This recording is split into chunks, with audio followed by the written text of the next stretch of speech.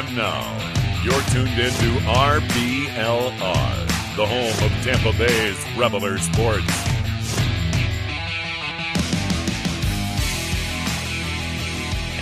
I'm your this host, is your Zack RBLR. Who is now unmuted now. Yeah. Here? Okay. Let's.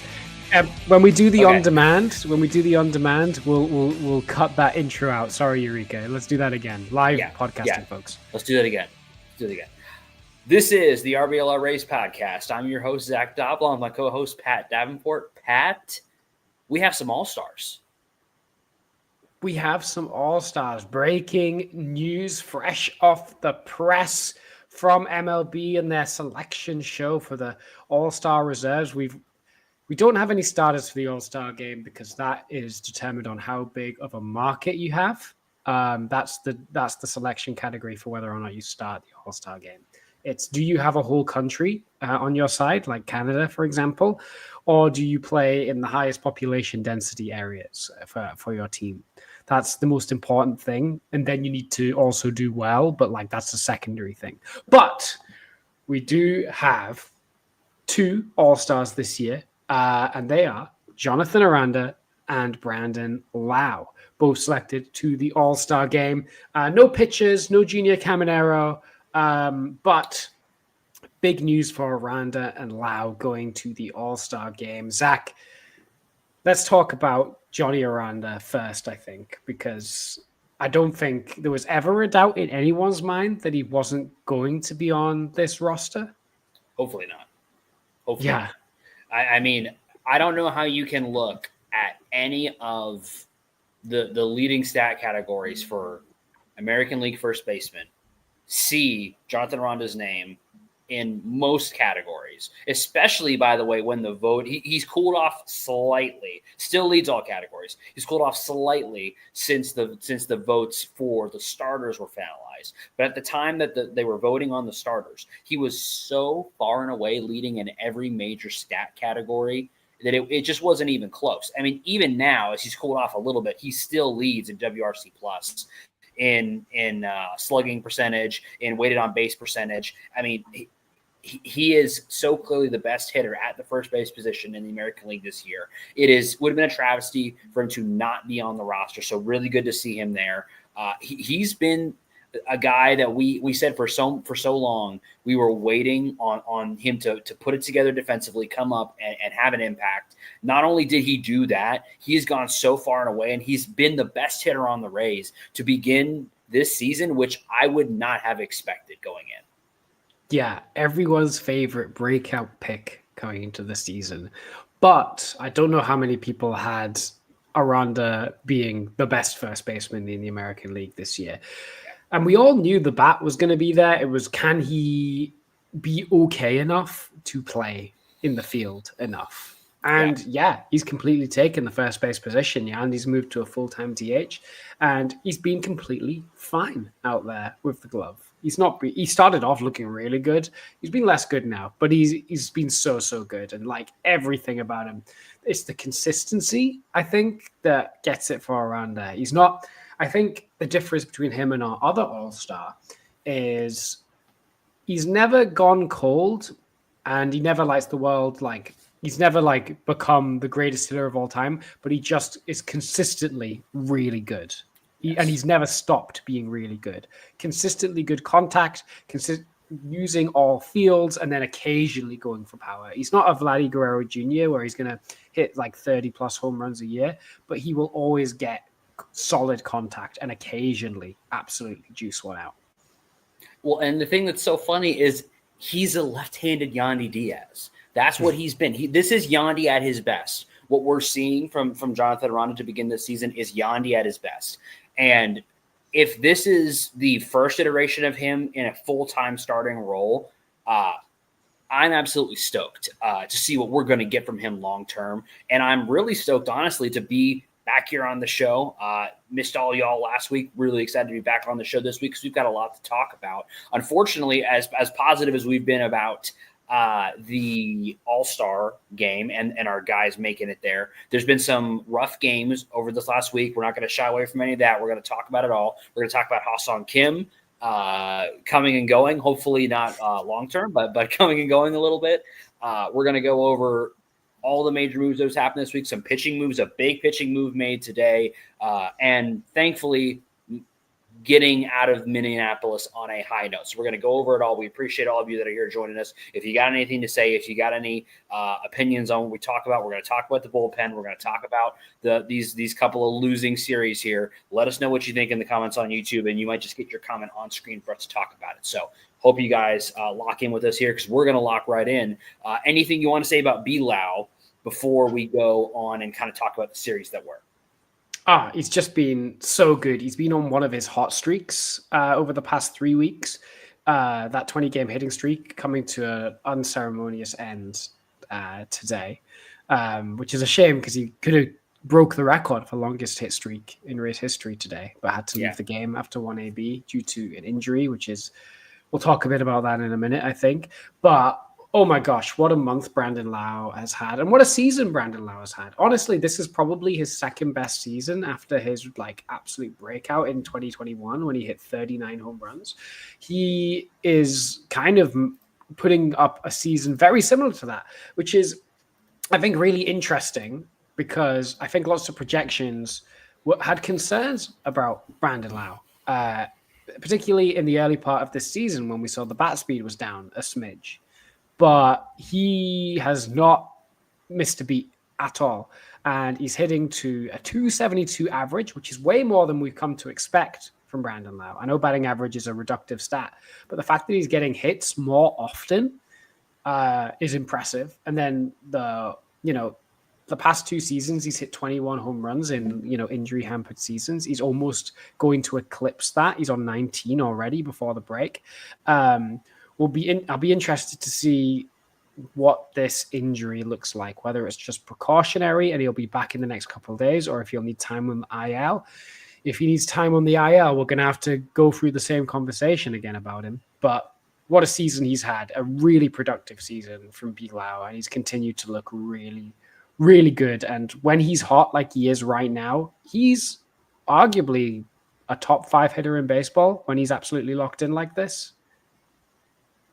I mean, he has been the best second baseman in baseball since he's come up outside of Jose Altuve. He's really the only one that's even close to him. He is I would say that he's definitely a top 20 power threat, maybe even top 10 power threat when fully healthy. He's on track for about 37 home runs. If he doesn't miss any time, which we hope he does not. I was just trying to look and see if there's anything that's any updates on him. It doesn't seem like he's going to be out for too long. He made some comments post game. He doesn't think that the injury's going to keep him out of the All-Star game, which that would be pretty cool. My theory, I'm going to talk about how awesome BLowe is just a second. I just going to give my theory. I wonder if this is a little bit of, hey, take it easy. Let's get you some bonus time off here. Get you off your feet a little bit for a couple of days here. That maybe they think Ha-Seong Kim's going to be fine and he can go play second, and let Walls and Cabby play short for a little bit, and let Ha-Seong Kim kind of get back up to speed from a running perspective, and then allow BLowe to sit a little bit, take a couple days off, use the All-Star break as well to kind of refresh him a little bit to go into the second half of the season and still play in the All-Star game. That's my theory. But I agree with you. He is a guy that pitchers routinely have to look for on their scouting reports. He is a threat to launch anytime he is up there. When he is going at the way he's going right now, he brings a dimension to the Rays offense that, as before, Junior was sometimes lacking, which is just that power, that threat to launch at any time. We've got that now with Junior, but having 2 guys in the lineup like that. One of the things I pointed it out in our Discord chat a couple of days ago. They've done this thing in the lineup a couple of times now where they'll bat BLowe, Caminero, Aranda. And that just gives him such a cushion. It makes it so difficult as well in the late stages of the game for when managers are trying to decide who to bring in to pinch hit, or excuse me, not to pinch hit, who to bring in as a reliever to face that block of the lineup. You have to make a hard decision. Who do you want to get the advantage over? The lefties or Junior Caminero. And it was, I can't remember if it was the Twin series or the the A series. There was a moment where we had a guy on base. They brought in a reliever, and they brought in a lefty to try to get BLowe and Aranda out, and they succeeded. But Junior ended up driving in a run because they would rather give Junior a chance with his 21 home runs over Brandon Lowe and Jonathan Aranda. So that kind of lineup construction it just gives them so much depth, and it gives them the ability to cushion a guy like Junior who is still developing but has provided so much for this offense. So being able to create that in the lineup is what a guy like Brandon Lowe gives you the ability to do. And it's why we hope he doesn't miss too much time, because he can be the heartbeat of this Rays offense right along with Yandy Diaz and now Junior Caminero and Jonathan Aranda, as they have had the breakout seasons that I think we could only have dreamed of when the season started. And I know I sound like a broken record on this. If Brandon Lowe played for the Yankees, he'd be considered one of the all-time greats. 1,000,000%. 1,000,000%. One, because he probably would have got a few more home runs playing in Yankee Stadium. Yeah. But two, primary position second basemen since integration, career WRC plus leaderboard. I'm going to read to you right now. At the top, Jackie Robinson. Number 2, Joe Morgan. Mm-hmm. Number 3, Rod Carew. Mm-hmm. Number 4, Jose Altuve. Number 5, Bobby Grich. Number 6, Brandon Lowe. That darn Bobby Grich. That darn Bobby Grich. Brandon Lowe is the 6th best second baseman hitting-wise of all time. Of all time. That's a better WRC plus than Robinson Cano, who multiple-time All-Star. Mm-hmm. At the time, considered the best second baseman of a generation before all the PED stuff and the end of his career. Yep. So that's better than a PED guy, can I just say. Next, better than Hall of Famer Jeff Kent. Mm-hmm. Better than Ketel Marte. Better than Chase Utley. Better than Roberto Alomar. Better than Craig Biggio. Better than Dustin Pedroia. Do I need to continue naming big name players who were considered the best second basemen of all time? I think it ends up being one of the great what ifs in maybe Rays baseball history. What if Brandon Lowe just didn't have an injury problem? Because you look at the trajectory that he was on going through 2021. 2018 through 2021, his WRC pluses read 114, 127, 151 in the short season, then 136 in 2021. And I mean, it was like a rock. He was on a rocket ship at that point in his career. He had just come off a 4.5 F-WAR season. And then he's hurt in 2022, only played 65 games. He only played about 110, a little less than 110 games the last 2 seasons. This season been healthy. And look what he's done when he's been healthy. I mean, he's on track for another 3+ WAR season and a 127 to 130 WAR or WRC plus season. It's going to be, because I mean, you wonder how much the injuries may have hopefully not shortened his career, but you wonder about the longevity with him long term. And it's just a huge what if for me, because I mean, he's my favorite Rays player of all time. Besides Longo, I feel like Longo is kind of up here. It's like he's a given. He's a given. He's a given. Besides Longo, Brandon Lowe's my favorite Rays player. It used to be KK, but he's being weird now. So friendship ended with Kevin Kiermaier. Brandon Lowe is my best friend, as most people who watch the show know. So it just, to me, it's a huge one if there weren't some of those injuries. But even with those injuries, he is still a top 6 hitting second baseman of all time. It's nuts how little recognition he gets for what he does. Right. Yeah. Underrated always. And let's keep it that way for now. And then when eventually he has to go towards Hall of Fame discussions, we have to get into overrating him. Yes. Oh, we'll get there. I'll already have the stat packages ready to give to you. Speaking of things that were maybe overhyped, the debut of Ha-Seong Kim. Yeah, I think we honestly can't even get into the series because I'm going to be even more depressed about those than I am about this, which only because it doesn't seem that bad. But he looked good when he was the plate discipline was as advertised. All of his at-bats were long at-bats. The third one ended in a nice, like, high, I think it was like a 103 exit velocity single into left field. I was ready. I was so hyped up. And then, of course, he gets, which he was safe, by the way. Let's quickly mention that he was safe. But he gets thrown out at third, and he's hopping around, and he gets taken out of the game. And they're saying he's fine. It was precautionary, and that he's said a couple of times that he thinks he'll be okay. He shouldn't need an IL stint. And it's just like, you just hope, because we've had this happen now with Richie Palacios, where we see him come back, he's electric, and then he's gone again. You know, we hope that it's not that type of situation, that he really is okay and that he can get right back on the horse, so to speak, because it was so good to finally see him in a Rays uniform. He looked great, looked as advertised, and man, it would be such a bummer for him to go back to the IL, but it looks good so far. Yeah, so far so good. We saw a little glimpse of what Ha-Seong Kim will be, a little teaser for us. And they're just going to be, I think they're just being super cautious. I think if this was a playoff series, I think he'd be back out there. But yeah, I think right now they're like, listen, we don't need to risk it right now. We'd rather he was good and 100%, because it would be no good to him while he's easing himself back in to not play. It's a shame we don't have an off day between now and the Detroit series. We're straight down to Detroit.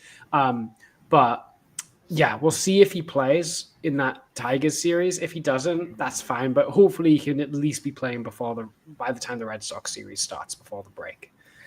Yeah, and I mean, you think about a Twins road series against a team you don't really need to get tiebreakers against, because they're so far out of it at this point.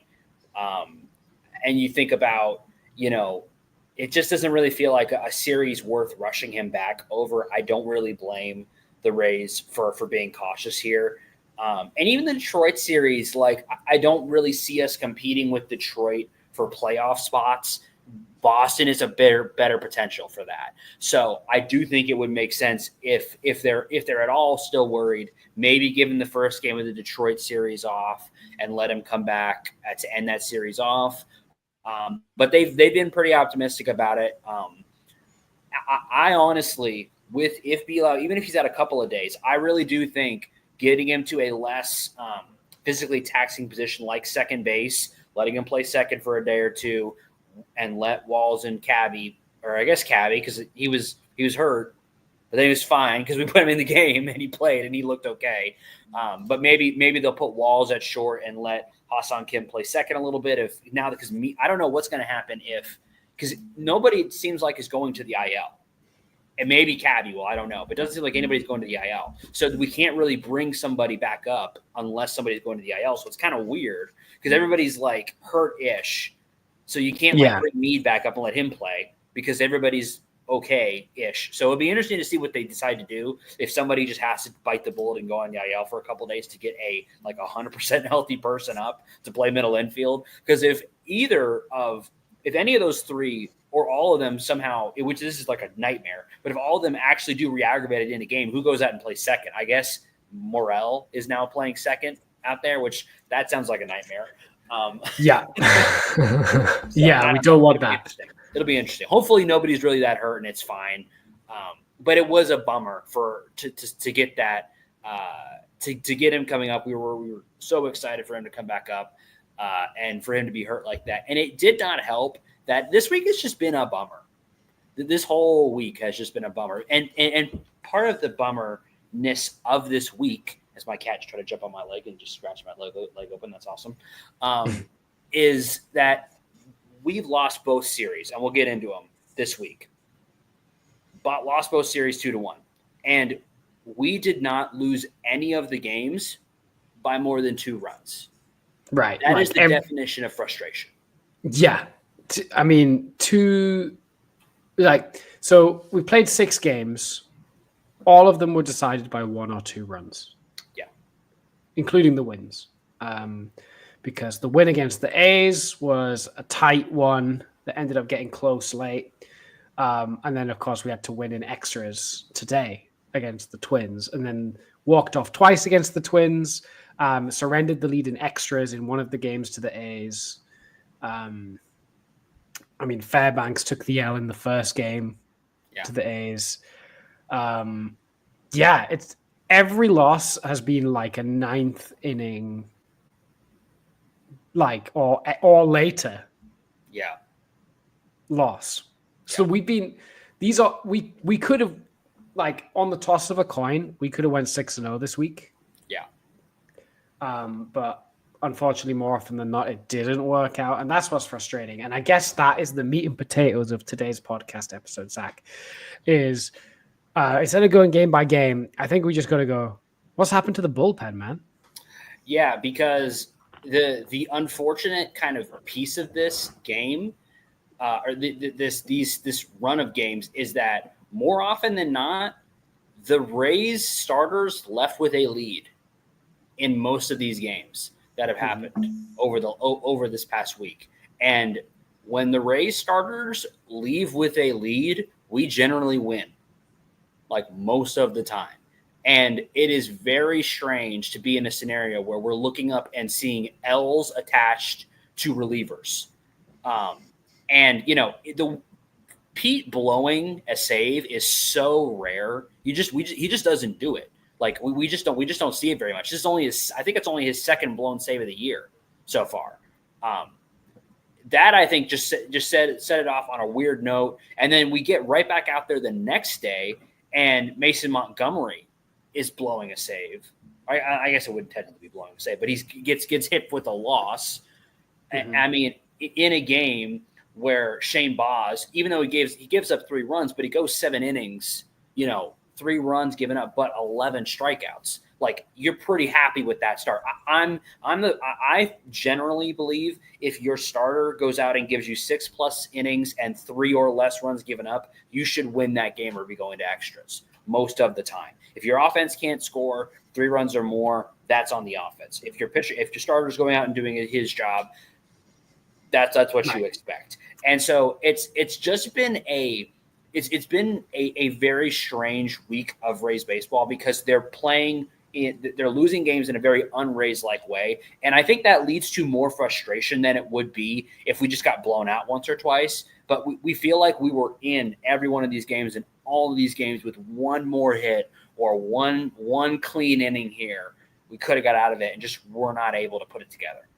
Yeah, I'm also a bit concerned that we lost 4 games this week, and each of the losses were a different reliever every time. Yeah. There's no, like, one guy in the bullpen that's, like, causing this. It's kind of been this infection that's spread. So, like, Fairbanks started it off, and then Montgomery, and then Kevin Kelly, who's been one of our most consistent relievers. He gave up the walk-off home run last time. Yep. The first of the walk-off hits to that Twins game. And Clevenger also has performed badly in the Twins series, who's also been very good for us all year. I mean, I guess the $1 million question is, do you think there is a problem with this bullpen, or do you think we've got to an unlucky point where all relievers have a kind of rough stretch of games and all of ours are happening at the same time? Is that what's happened? Or do you think there's something more to it than that? So I do think it is mostly that. The thing that I think we need to watch, and I think one thing that we gotta keep in mind here as we're discussing this, is the fact that we are currently still missing Manuel Rodriguez, who I think we all kind of, we've got to understand how important he is to this bullpen, and I think we've all kind of realized it after this last run of games, because he's kind of been, I don't want to say he's been the stopper, because Clevenger's mostly been that this season, but he's kind of been that 1B guy for the Rays bullpen this season, and not having him has really hurt, especially because the guy that I think has been the most disappointing is Edwin Uceta. He's the guy that last year was so good, and we were hoping he could kind of be that, Andrew Kittredge, that Jason Adam type, where he just kind of comes in whenever you need him to kind of put out a fire. And I think that's kind of the biggest weakness of this team at this very second, is no one is really establishing themselves as the fireman. We almost always have one who we can just bring into whatever the highest leverage you want to call it situation is in a game and get out of it unscathed. One of the things that I think is the most concerning when you look at this last week of Rays baseball is the left on base percentages. It's not great. As I'm looking up and down the bullpen, I think the only guys that have a 100% left on base percentage are the only one who's a bullpen guy is Paul Gervais. Everybody else is letting guys in like that. That's what you don't want to see from a bullpen. And I think a lot of this is several guys having, a bad week all at the same time. Like you said, Clevenger is not a guy we expect to perform this way long-term. Kelly's coming back from injury. I thought it was interesting to bring him in for 2 innings on Thursday night, or no, it was Friday night, bring him back out again on Saturday. He gives up runs in both those outings. I thought that was a little strange, but I trust Kevin Cash, but I thought that was a little odd to really bring him right back out into the fire. I'm assuming that the goal was to try to get him back up to speed as quick as possible from the injury. Just it seemed a little strange to me, but I don't expect him to retain a 9 ERA, which is what he has over the last week. I expect him. And the reality is when you look at the ERA numbers over the last week, it's not a pretty picture. But like Kevin Kelly has a 3.89 FIP over the last week. Pete Fairbanks, who blew a save, 0.83 FIP. Edwin Uceda, 0.08 xFIP. There's been some bad luck as well. I think just watching those games, there were some bloops in there. There was some Manfred ball involved. I'm not going to worry about it too much. I always like to say, if we lose in ways that I was not concerned about to begin the season, and I'm not concerned about, as a team, I'm generally okay because I believe the character of this team is one that will recover. When I get worried is when we lose games based on things I was concerned about or I'm concerned about as a whole. So if we're losing because we don't have good lineup depth or because the back end of our rotation is costing us series consistently, that's stuff I'm more concerned about. But that wasn't really the case here. Taj was fine. He wasn't great, but he was fine this week. He's kind of on in this thing now where his the BABIP and his kind of underlying numbers are still pretty bad, but he's getting good results, every other time out. So I guess you just kind of got to live with it for now because it doesn't seem like the Rays are ready to pull the ripcord on him. No. Especially with what we saw today in the final game of this Twin series with them, saying, I don't know if they had said this officially before today, but I think they did say it officially now that Ross is on a 150 innings limit for this season coming back from TJ. So with that in mind, the big news for today was they brought up Joe Boyle to then go in behind him, who Joe Boyle was phenomenal. He had an excellent start, or I guess you would call it a start. He pitched 5 innings in relief after Drew comes in, only gave up the 1 run. Really, really nice stuff from him. Hope to continue to see if that's the role what they're going to do with him, going forward. I'm pretty okay with that. That looked great. If we can get the combination of them for 6 or 7 innings, that'd be awesome. It'll be interesting to see how the bullpen handles that going forward, having one less guy available. But we'll see.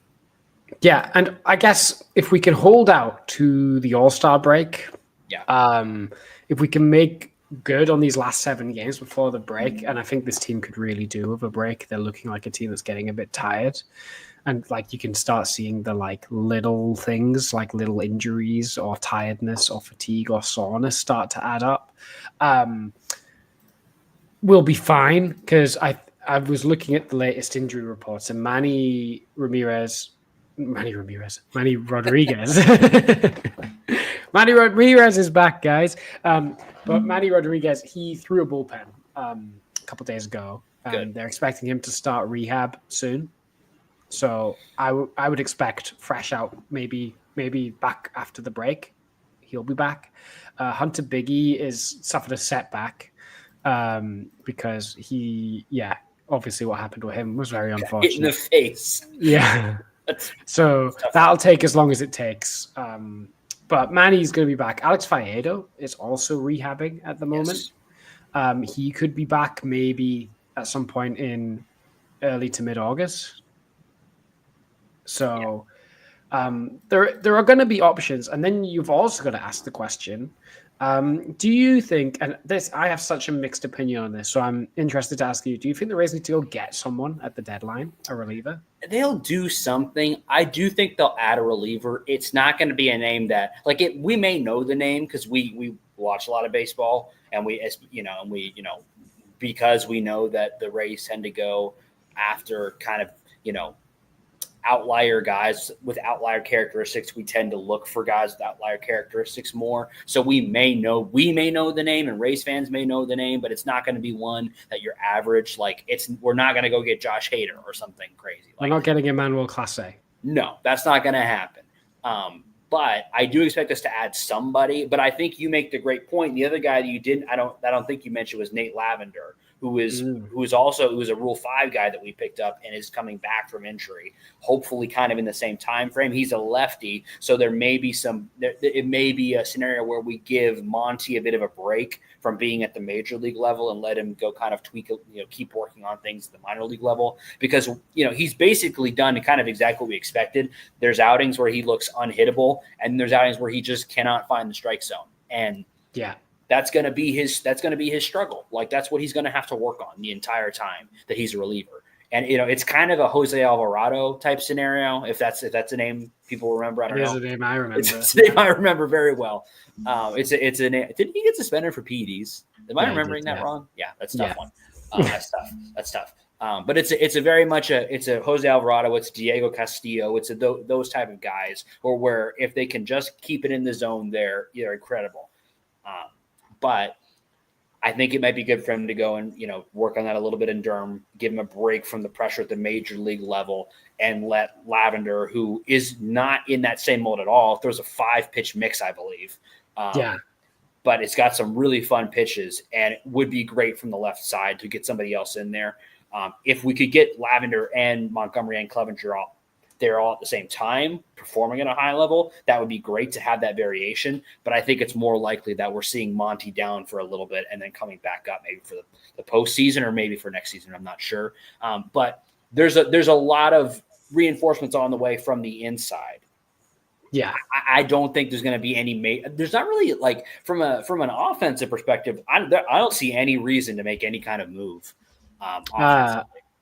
Center field depth is the thing that I've said a lot, but that's like the only thing that you could go do. You could go get center field depth just because, like, Mangum, Meisner, Simpson, like, they're all fine, but, like, they're not lighting your world on fire, I suppose. Maybe, like, someone that could mash lefties. I've said it. I guess, I'm not even going to say the name. But you all, any real ones that have listened to the show for a long time will know who I'm talking about. But if not, just ask me on Twitter or something. And then I'll go listen to previous episodes. And also, like, did you see how much Jason Adam got at the deadline? Like, how so big of a... So, like, imagine if we tried to go get someone like a Class A or like a Luke Weaver or a who else is a good reliever on, like, maybe a struggling team. Right.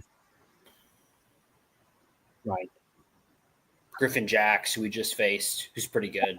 Jacks, yeah. Do the Orioles have any good? Yeah, Felix Bautista. Bautista, Cano, either of those guys. Yeah, Mason Miller. Yeah, Mason Miller. That his name's going to be in the trade talks basically every deadline until the A's inevitably deal him at some point. Although, I don't know, maybe they'll keep him. They're kind of, obviously they played us pretty well. They're 11 games back of the wild card. Yeah, so we'll see what they decide to do. I've got one more thing to talk about before we kind of move on from these kind of disappointing series. And the reality is they're not the end of the world. They are not in division. They're not against contenders who we probably need to have tiebreakers over. The only thing that I think is a little bit concerning as I'm looking at this, The Rays have the best record in baseball against teams above 500. That's something that's been talked about, pretty consistently. They are 500 against teams that are 500 or below. And that is a little concerning. And the reason why I bring that up is because when you look at some of the Rays' best seasons in their history, 2021, they beat teams 500 or better at a 53% clip. They beat teams below 500 at a 72% clip. And in 2023, almost the exact same, 521 percentage versus above 500, 728 below 500 in 2023. Even 2022, a season that was, disappointing, but they found a way to get to the playoffs despite all odds, played poorly against teams above 500, but still had a 616 percentage against teams below 500. So that's kind of been a formula, and it's really a formula for any team that wants to do well. You got to beat the good teams, of course, but when you get teams that are below 500, you've got to take advantage of them. And it's something that I think I remember being frustrated on in the early kind of years of my Rays fandom in the 2016 to kind of 2019 era. We played to the level of our competition a lot. It kind of feels like we're there right now. And I think the kind of common factor there is this is a very young team. Like I think sometimes we forget that because we've got Yandy and we've got BLowe. And it feels like some of these guys have been around a long time, but there's a lot of youth on this team and in the pitching staff as well. Littell's the only guy that you would call a veteran, really, among the starters. Mm-hmm. Taj, Boz, Pepio. Roz, I guess you could also call him a veteran as well. But, a lot of young pitching. The bullpen is young as well. It's a lot of youth on this team. So I do wonder how that's going to manifest itself in the back half of the season. What I hope is that the veteran leadership of guys like Yandy and BLowe, will help them, and Littell as well, will help them to kind of lock in a little bit better against some of these sub 500 teams to help bump that winning percentage up and get us kind of where we want to be, which is crushing the teams that are at a lower quality level than we are and continuing our excellent level of play against teams above 500. Yeah, it goes against common baseball idiom, doesn't it? Where it's like hold your own, play 500 against the good teams, and then just get your actual wins against the bad teams. Also, quick sidebar, can we talk about you said the 2021 Rays were really, really good against below 500 teams. Mm-hmm. Do you remember how good the Rays? Do you remember watching Rays versus Orioles games in 2021? I remember it well. I long for those times. I really, really do. Because it was so nice to know that you could just book a win every single time. There's nobody in the American League East that you can currently do that against. Honestly, the last month of the season, we play a bunch of games in the East. It's gonna be a bloodbath to end the season. Somebody is not making it to the dance between Yankees, Red Sox, Rays, Blue Jays, obviously. Somebody's not making it. The Orioles seem like they're out of it. But who knows, because they also are trying to do a little something.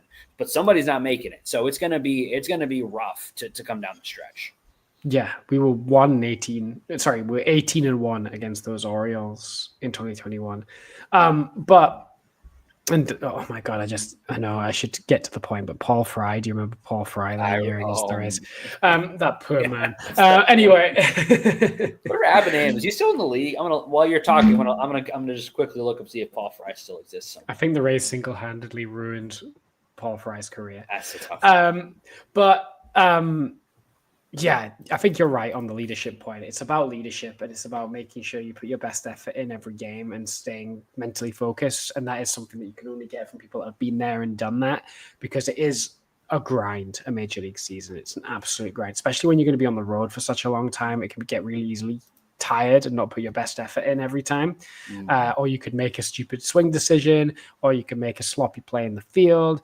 These things can happen, and those things have been happening weirdly against the teams that are bad more often than teams that are good. So yeah, you're absolutely right that we've got to absolutely lock in, and it will be the difference, I think, because The Blue Jays have looked really good lately, of course, with their eight-game winning streak. Now a pretty firm lead at the top of the AL East, 3 games now. Not insurmountable, though. No. And if Michael K is to continue reading into X wins and losses, which I don't personally do, but if you want to read into Pythagorean win losses, the Blue Jays' success is not sustainable necessarily. I don't think that's the reason why the Blue Jays' success is unsustainable, by the way. I do think they're going to come crashing down to earth a little bit. I don't think they're going to fall out of the playoffs or anything, but they won't keep this pace forever. And it's 3 games, and the Yankees are cooling off. The Rays, are a good week away from being right back in the thick of it. And I think that's the perspective they've got to take, is that this division is there for the taking. And if you can take the division by the scruff of the neck, you've got to do it by beating the likes of the Red Sox. You've got to do it by going up and starting the second half well against the Orioles, against the White Sox, against the Reds. That's how we open after the All-Star break. That's some ramp coming out of the All-Star break. Orioles and White Sox both at home, by the way, and then you go on the road to the Reds and then the Yankees for 4 games. You want to talk about an important stretch of baseball games right there. What's that, 11 games? That could be a humongous stretch of baseball. If you find a way to win 7 or 8 of those games, maybe take that series from the Yankees in their stadium when they're probably, I doubt they're going to get fully back on the horse between now and then. Nothing's going right for them at all. Teams have basically decided they're just done pitching to Aaron Judge pretty much, which is what they should do. Why would you the Rays have a really good game plan versus him that he doesn't ever seem to kill the Rays. He'll get his, but he's never. Yeah, we just spam breaking balls against Aaron Judge. Why would you? If you are throwing Aaron Judge a fastball in the year 2025, I don't know what you're doing. Why would you even do that? You are asking to be in a highlight video if you are doing that in the year 2025. But I forgot about how that's just got so much potential to take this team on a rocket ship to the top of the division. Man, you would really like to start strong. So they've got to earn their way into the All-Star break against 2 contenders. But if they can get there, man, that would be a really nice way to get the second half started. Yeah, 100%. And that is the thing we got to look at. And we do have an opportunity here against even the Tigers. Scooble's not lined up to pitch. That's correct, because he pitched today, I believe. Mm-hmm. Yeah, so we don't get Scooble. Yeah. We don't get Scooble. He'll be getting ready to start the All-Star game, I imagine. Yep. So, yeah, we get to dodge him. So we get Flaherty, Enns, and Olsen is how it's lined up, I think. Yeah. I mean, beatable guys. Beatable guys. It's a shame we're going to come up against Crochet in the Red Sox series. Yeah. But we avoid Giolito, who did us real dirty last time we faced him. So we get that at least. But yeah, it's just, I think we got to flush this week and just do a hard reset. But I'll tell you something that will never need a reset or need flushed. And that's a t-shirt or piece of apparel from RBLR Sports, shop.rblrsports.com. I'll tell you something, Zach. I've got to bring back the Devil t-shirt. It's one of my faves. I love wearing it about the UK. People give me funny looks, wondering what the heck I'm talking about. And I tell them it's about our Tampa Bay Rays. But I would be just as happy wearing a t-shirt representing the Tampa Bay Rowdies, the Tampa Bay Sun, the Tampa Bay Lightning, the Tampa Bay Bucks. I'd rep all those guys. You might not, but I would. Yes, I would rep all the rest of those guys. And the best way to represent those guys is to get some merch from shop.rblrsports.com. And if you use promo code FLAPPY, you get 10% off your entire order, which is, I mean, you'd be a fool not to go do it, especially now that we've got a couple of All-Stars. If you're going to Atlanta for All-Star weekend, you gotta rep Aranda and BLowe in the best RBLR Tampa Bay Rays fits. Mm-hmm. Yeah, absolutely. And if you shop on Mondays, which you might, you can do yourself a huge favor and go to RBLRsports.com and check out the roundtable. Every single week, it's the best stuff.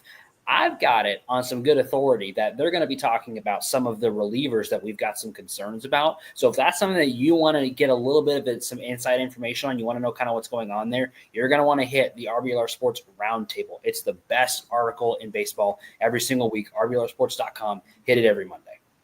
100%. My favorite thing of the week. I read it with a cup of coffee every Monday. Every single Monday. Something that we do every single week as well is we give out a bat and arm every single week, and we're going to do it right now. Pat, who is the RBLR bat of the week? We're unanimous on both bat and arm this week. Yeah, we had a few good batting performances this week, but I think we got to honor an all-star worthy week to our second baseman, Brandon Lowe. Brandon Lowe has had another good week. He's put up a couple of home runs, 154 WRC plus, is tied for the team lead in FWAR amongst position players this week. And yeah, it's just continued to do the thing. It's going to be such a loss if he ends up missing time. So hopefully he will be back sooner rather than later. It's all just precautionary because when he is hot, which he has been for the past 20 games, he, like you said, is the anchor for this team, and he just continues to get it done. The reported downfall of Brandon Lowe has been greatly exaggerated. And real BLowe truthers like myself never doubted him. Never for a second. Never a second. If there is ever no Brandon Lowe fans left on this earth, I have left. I am no longer here because I will believe in this guy till the day that he hangs it up. He is, in my opinion, going to go down as one of the greatest Rays of all time. So psyched that he has managed to escape the trade rumors every single year. I swear if he gets traded after I said this, I'm going to lose it live on camera. But I'm so glad that he's been able to spend so much of his career with the Rays. He's going to go down as an all-time great. He's an all-time power threat. He has a chance, if he sticks around for a few more years, to go for the Rays' lead in home runs, which would be so cool to see that. Would love that so much. I think if he sticks around for another year, he's got a really good shot. We'll see. It's a lot of question marks there, but we'll see. He's so good. He very, very deservedly gets bat of the week. Yeah, we love BLowe. We always will. Knowing our luck, you'll get traded while we're live on air. That would be. I don't know if I could keep it together. I think I would lose it. I mean, we've had a reputation. Like last year, we had the Paredes trade. Literally, as we were going live, he got during traded. that little countdown bit. We were literally free. That was behind the curtain. That was during the countdown. We were getting the news. We were like trying to figure out what we were supposed to say, like as the little countdown was going. Because while we're waiting for that countdown to start, we can't talk to each other. So we're like frantically texting in our little text box here. And then we're going live, and that was one of the most insane shows we've ever done. Yeah, we tend to go live on Sundays. The deadline, I believe, is on a Thursday this week. Okay. The Rays tend to get their business done early, though, so we got to be careful. They tend not to do much on deadline day, but like in the couple of days leading up is when they do their trades, so we got to watch out for that. Yeah. Who's our arm of the week, Zach? Our arm of the week is a guy who's got a great name. That's not necessarily relevant to him, winning arm of the week, but I do think it's always something good to point out. He's a guy that, as we mentioned before, is a very important piece of glue that holds this pitching staff together. He's been good all year. He's a guy that has at times had his spot in the rotation questioned, but not on this show. It's Zack Littell. Goes out and gives us 6 innings when we needed some good pitching performances this week. It was kind of a weird week for the pitching, but he stood up and did exactly what we needed him to do. Only gave up the 1 run in 6 innings pitched. He's been such a stalwart for this rotation all season long. I'm so grateful to have a guy like him on this team who we can just feel confident to go out there and give us a real yeoman start no matter what, whether it's, he may give up a run or 2 here or there, but he's always going to go out there and get through an outing, which is so valuable with the way the bullpen has pitched recently. Zack Littell, arm of the week. Yeah. The stopper, the steady hand, the consistency piece. Mm-hmm. I love Zack Littell, and we got to always remind ourselves of where Zack Littell was when we acquired him and what he is now, right? He's not a Cy. He's never going to win the Cy Young. No. I'm going to confidently say that. But we got this guy as a DFA'd reliever. Mm-hmm. A guy that wasn't good enough to be a mop-up reliever. And now he is our steady hand mid-rotation arm that we know will get consistent, solid performances out of. Is he a little bit prone to the home run ball? Yeah, sometimes. But is he a soft contact machine, ground ball machine most of the time that you know that you're going to get 6 innings out of this guy and he's going to save the pen a bit of a hassle? He's never going to blow up. No, never going to blow up. He's never going to do a Taj blow up, right? And that's what I love about him, is that we always know what we're going to get. And that consistency in a game, in a sport that often lacks consistency, is so valuable. Yeah. Yeah. I mean, this is a guy that at the very beginning of the season, he had 2 starts that we consider were very uncharacteristic, where he gave above 4 runs to start the season, where we were like, is this going to be a problem? Since that time, over the next 16 starts, he has given up more than 3 earned runs just once over the next 16 starts. That is consistency. That is so hard to find in today's Major League Baseball. Just very well deserved Armor of the Week, and so grateful that we've got a guy like him on this rotation, which is, we love him. There's a lot of talent on this rotation, but there can be a little bit of this going on with him. So to have a consistent guy like that. Yeah, Bradley can blow up. Bars can blow up sometimes. Pep didn't get through the second inning, right? Against the Orioles, right? So these guys, and that's him being the veteran, right? That he knows how to steady his own ship, while these guys are still pretty young in their careers and need a bit of help doing that, or are not able to do that just yet. He's a guy that can do that because of his experience. Do you want to hear a crazy news story that did happen? It's not Rays related, but I think it's interesting tidbit before we finish up today. I do, because I think it will give some perspective on how the Rays operate compared to how other teams operate. The Red Sox have just ripped apart the Nationals this series. Mm-hmm. Yes, but it's just been announced that the Nationals are doing. I think this is the first time I've ever seen this. They are firing manager Davey Martinez and their general manager Mike Rizzo.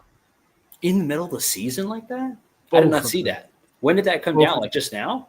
10 minutes ago. Oh, man. Isn't the draft's not that far away from right now? Yeah.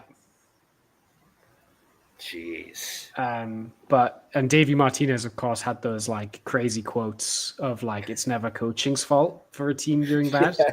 Yes. That's suboptimal. So sliding doors moment. When Joe Madden left the Rays in the 2014 to 15 offseason, Davey Martinez was considered the favorite for the job. How about that? You want to talk about a twist of fate there. Mm-hmm. They ended up going with Kevin Cash. Yeah. And now look at Kevin Cash has won 2 Manager of the Year awards, and is still with the team.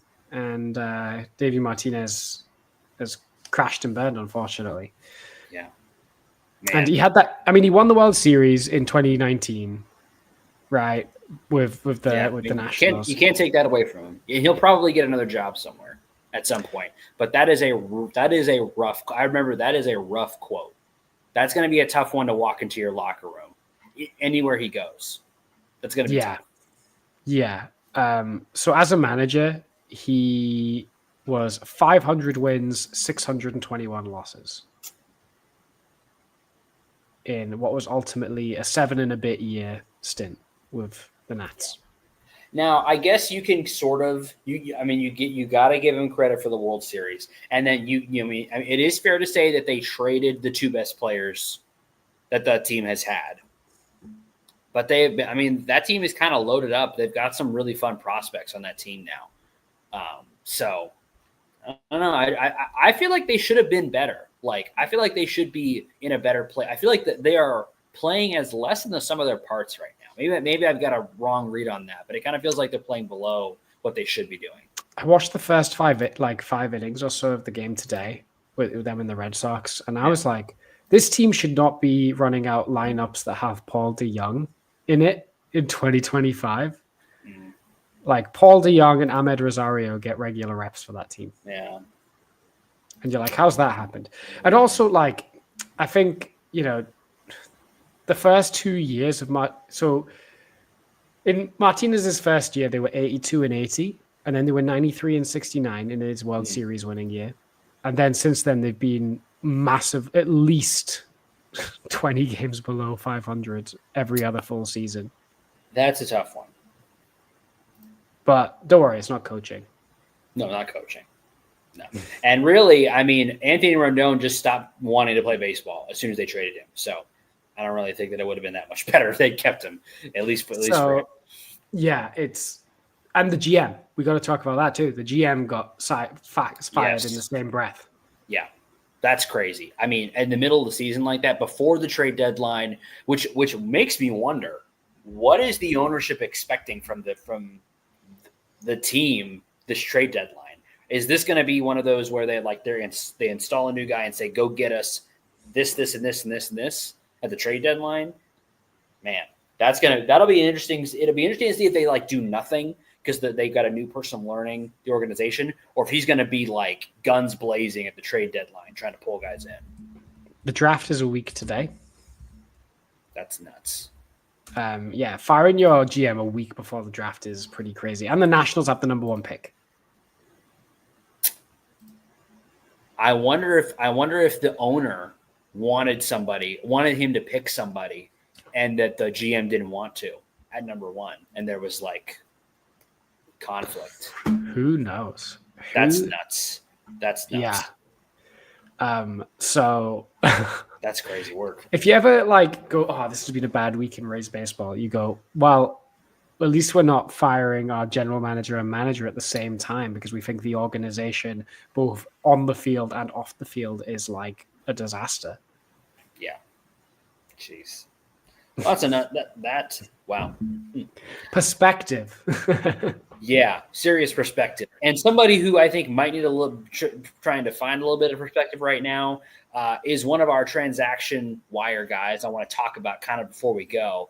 And that is when Ha-Seong Kim was brought up, the guy who drew the short straw was Curtis Mead, a guy who has honestly been pretty good of late, but unfortunately just does not have the positional versatility of either Taylor Walls or Jose Caballero, and is back in Durham now. And I'm sure he's going to light it up down there like he's done before and wait for his opportunity to come back up. But I just wanted to give him a shout out and say that, he's been playing really well. I don't think this demotion, I'm sure that Cash said this to him, was a representation of how well he has played, but just a reality of the current roster and what they need on the roster right now. Unfortunately, there's a lot of guys that are mashing right now. And so, as good as Mead has been, the need really isn't there for him. And Aranda has so completely cemented his spot there to where there's no platoon going on anymore that it's just tough to find a spot for a guy like Mead. So it's tough to see him go down like that. And when he's been playing so well, but I don't think this will be the last time we see him at the major league level. I'm going to say that because I don't know what his future is with the Rays, especially if Ha-Seong Kim stays long-term. I don't know what his future is with this team. A lot of questions there. Yeah, Mead might be the guy that goes if we want a reliever. Yeah. Or if we want a name at the deadline, Mead is a trade chip. Because he can go start anywhere. He could go to any team right now and start at second base or first base. Right. Apart from unless you've got a superstar there. So right. But yeah, for example, the White Sox. The White Sox would eat him up. Right. The Nationals would eat him up.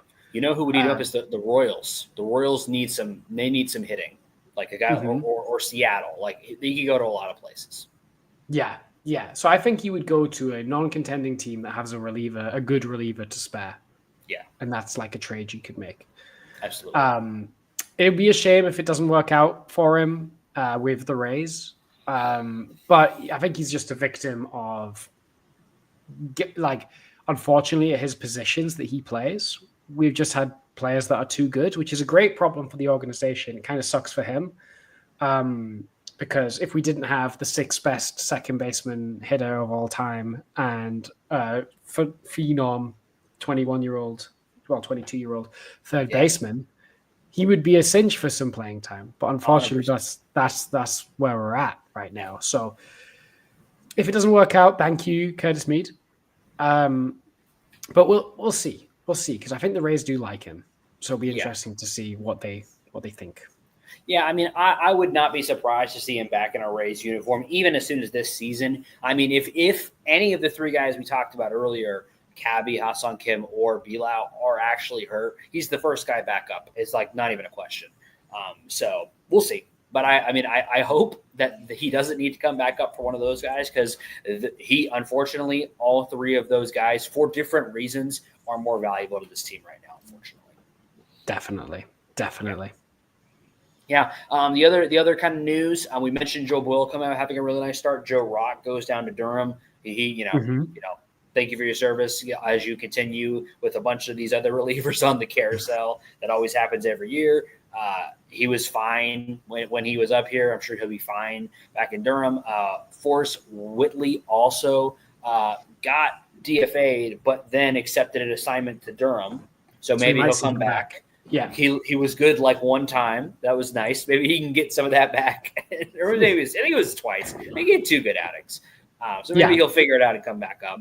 But he did accept an outright assignment. We've seen that a lot with the Rays. Like it seems like guys that get DFA'd, I don't know if it's, they must have a really good like breakup,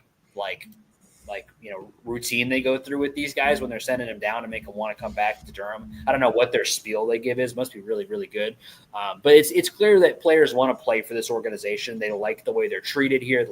This coaching staff in Durham must be great. So I mean that's kind of neat. Yeah, for sure. Also, Alex Jackson got traded today. I saw that. He's gone from the Yankees to the Orioles. Yeah, because the Orioles have they've had 3 or 4 catchers hurt, I think, which is crazy. Interestingly, because Gary Sanchez was the one that got hurt that required them to go get Alex Jackson. Right. But it's just crazy that they really don't want to call up Basallo. Yes. They really don't want to call up that guy yet. Well, because it's weird, because obviously they've got what many consider to be the best young catcher in baseball with Adley Rutschman. And then, of course, they've got Basallo, who could be the next, guy. It makes me wonder if they're trying to preserve his value so that either if they bring him up eventually or if they want to trade him to preserve his value. I would, by the way, if the Orioles are interested, Jansen for Cano. Straight up. Jansen for Rutschman. Jansen for Rutschman. Who says no? Jansen for Basillo. Since you guys don't want to bring him up, let's just do it. Jansen for Gunnar Henderson. Let's just do it. I mean, listen, we need it. Carson Williams is apparently terrible now. So, which I'm joking. I don't think he's. That's another episode. That's another week's discussion. Maybe we do a prospect time. I don't have time for that. Maybe do a little prospect time at the All-Star break. Talk a little prospect because there's been some weird prospect things going on. Some good things, some not so good things. Maybe we'll do some prospect talk during the All-Star break. That might be a good idea because we've got more to talk about than I expected. It's kind of been a weird season for Rays prospects. Definitely, lots to talk about down on the farm, which is often a discussion on the Rays Roundtable. It is, and it's another reason why you should go there. And it's another reason why, if you want to hear more about that sort of thing, what you should be doing is subscribing, liking, following us on all the socials. If you enjoyed the show, if you liked hearing our voices talking about Rays baseball, do some of that. Helps us out so much. It's free. It lets you know when we're going live so you can be a part of the discussion if that's something that you'd like to do. We really appreciate everybody who's watching and going on this journey this season. It's been a great journey so far. It's been a lot of fun watching this team kind of play up to their potential. Even when they're on kind of a downturn, they still find a way to not get swept in these 2 series. And, that was great. So we know that they're going to carry some of that positive momentum, hopefully from the end of this series into the next series. And whether or not they do, it's Rays up. Rays up.